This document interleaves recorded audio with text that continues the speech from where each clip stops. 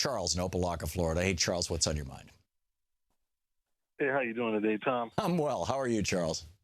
Wonderful. I don't get a chance to come to catch your show at the time that you usually air because I'm working, but I pick it up on the podcast, at almost any time, and I love it.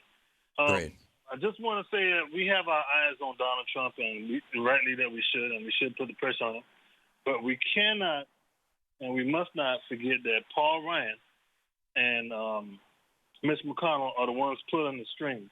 That's right. The real evil here, the real cancer, is the institutional Republican Party, which sold its soul in the 1980s to billionaires and polluting industries. Absolutely. Right, and right now, each one of these congressmen and senators, they're willing to become political jihadists.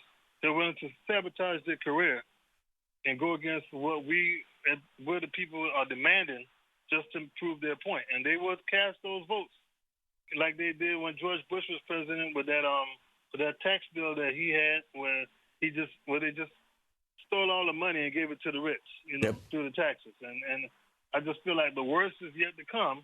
But let's not forget that we have to get rid. And it's not an insurmountable task to put us to the test and say we got to get rid of Mitch McConnell. We got to get rid of Paul Ryan as well. They don't have to be there.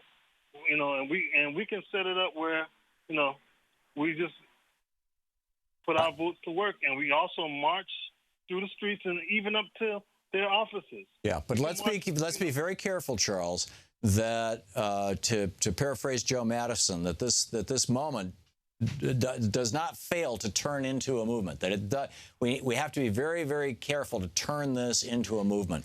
And the biggest piece of that movement is getting people registered to vote, getting people inside the Democratic Party, getting people in positions of power, getting people to run for political office, getting people to do what Keith Ellison is doing right now, putting his butt on the line for the party and for the people.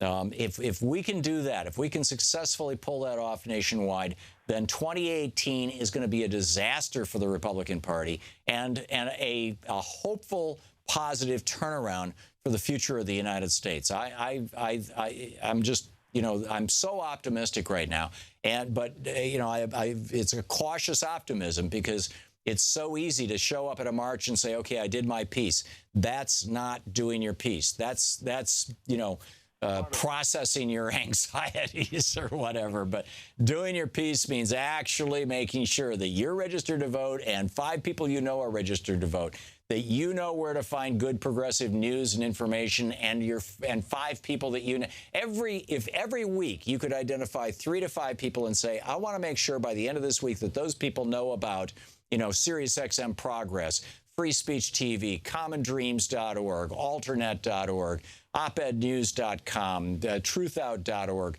the core websites that are out there, the core media that's out there talking about real issues. And we've got to just wake up America and get people involved. Charles, it's always great to hear from you. Thanks for the call.